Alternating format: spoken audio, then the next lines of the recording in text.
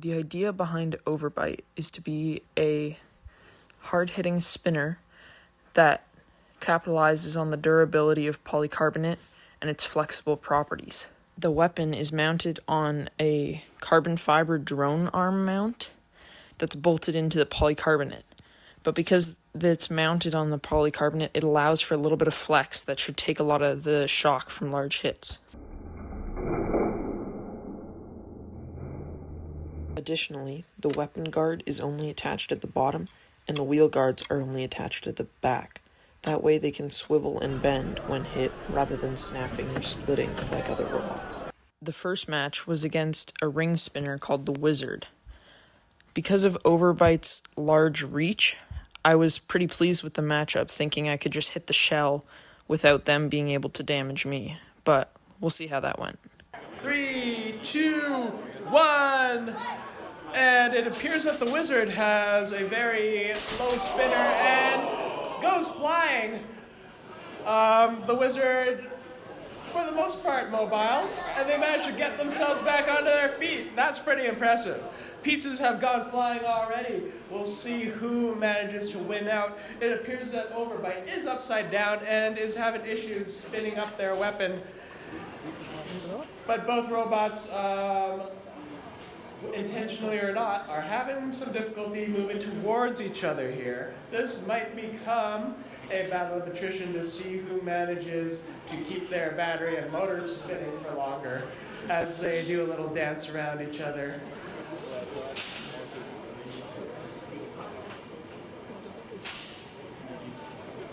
It's almost like two cats meeting each other for the first time, and they start by jumping 7 feet in the air before they slowly approach each other to get familiar with each other's scent. It looks like Overbite has ceased moving and the countdown has commenced. And Overbite loses a war of attrition. The Wizard claims a victory, and the Overbite will be knocked down to the lower bracket of the tournament. Overbite did a good bit of damage with that large first hit, but ended up snapping its own wheel from the forces of it, which was pretty disappointing, and I will be moving to new wheels for the next version. The next match was against the aggressive houseplant, who was driven by a kid in the audience.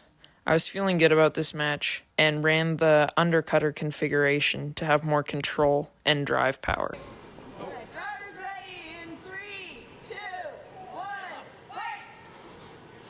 Here we go, aggressive houseplant traveling towards the middle of the arena. Overbite looking to get some damage. One of the rubber tires of the houseplant have fallen out, and that is a ring out. Congratulations to Overbite there. Overbite was able to quickly tear off one of the treads, but then the plant ended up just driving out. For this fight, I was originally supposed to go up against Wizard again in a rematch, but the builders were unable to get it ready to go in time and were forced to forfeit. Fight 3 would be against Chimera, a Fingertech Viper vertical spinner kit with a really cool paint job. 3, 2, 1, here we go! This is again an elimination match. Both of them bringing their robots up to speed. Overbite bouncing off the walls a little bit, but we'll see if he can get some bounces and hits on his opponent. Now, both of them trying to maneuver behind each other to attack the vulnerable points, and it looks like we have pieces of somebody flying across the arena here. Overbite seeming to have a bit of the weight and proportion disadvantage going flying there, but scores another good hit on Chimera there. Both of their weapons still spinning, and that is a big hit. A wheel goes flying from Overbite. Are they still mobile? Oh, that's an exposed battery. Stop the match. And with that, I believe that's a victory going to Chimera. I was pleased with Overbite showing that it has the capabilities to do damage to other robots, and the match was very fun.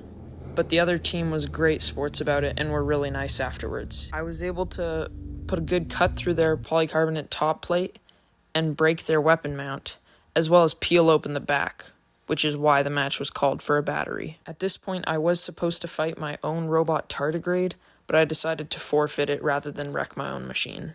3, 2, 1, here we go. Overbite spinning up, Thwack advancing to Overbite's corner, and landing an initial blow here. Both of these robots looking to do some damage to one another. Overbite now an underbite with them upside down. We'll see if that low spinning blade can catch anything here, or they might find themselves back in their upright position. Overbite looking to be experiencing some damage to one of their wheels, now having some mobility issues. Thwack looking to aim and take out the other wheel and disable the robot. We'll see if they manage to find the angle here.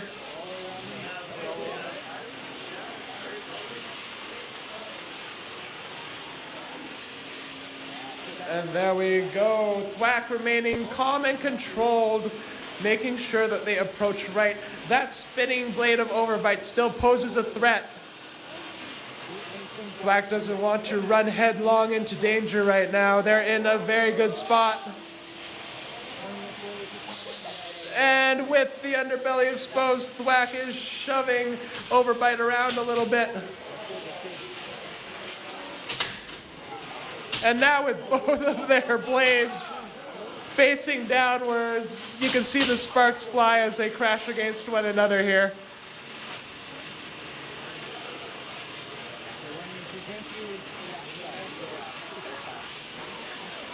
Overbite staying in the game.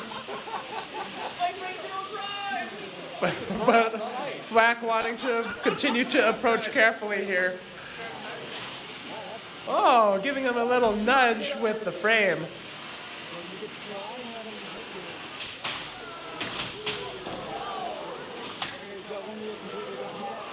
Oh, there was a little opening there as Overbite needed to get there. Blade spinning again, but a wheel is completely dislodged now. Overbite still trying to skate across the arena with their spinning blade. They are still mobile. Oh! Maybe not anymore. Overbite. One wheel left. Are they still going to try to remain in contention here?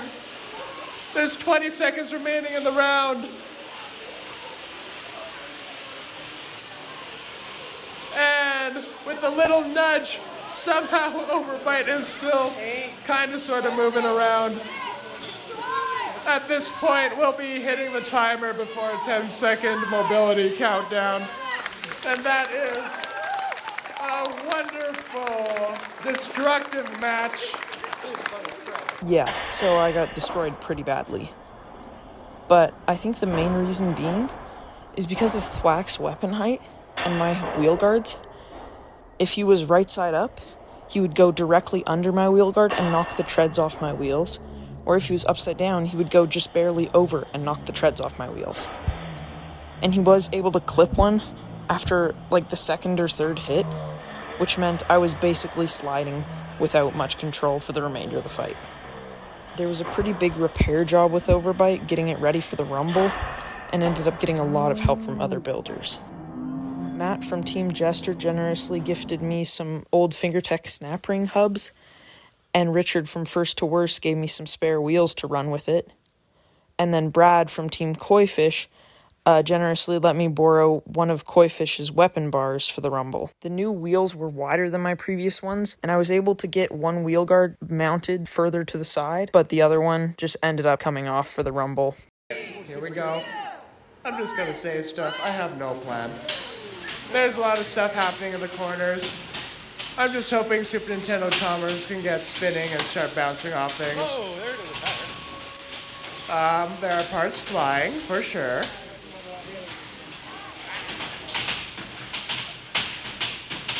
And a lot of the spinning robots have a lot of things to bounce off of.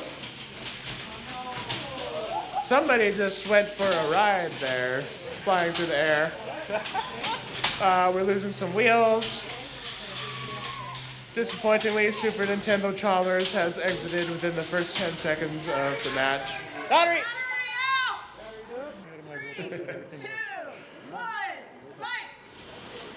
I do see aggressive houseplant on their side. Maybe somebody will be kind enough to give them a nudge and get them back in working order here. The Abyss is looking to push somebody out of the ring. Doesn't quite manage.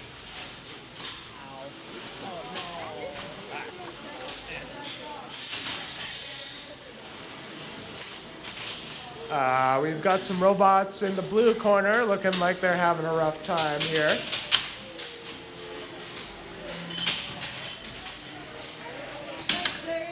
After the battery came out and the match was paused, I realized that I had cut the wires on the Abyss. I was super pleased about this, because the 150-gram version of the Abyss, the Void, had cut my robot's wires not once, Runabout, not appears. twice, So they just but 3 times throughout the event, and ended up knocking both of them out of the competition. Overall, I'm very pleased with how Overbite performed, considering it was its first event and came 4th out of 15 robots. The polycarbonate frame also held up better than expected, taking a crack along the back plate, as well as a chip on one of the wheel guards, but everything functionally was just fine. It turns out that Overbite ended up winning Most Destroyed at the event, winning me a Palm Beach Bots branded wireless charger. If anyone has any ideas about future upgrades or improvements I could make to Overbite, please comment below. But other than that, thanks for watching.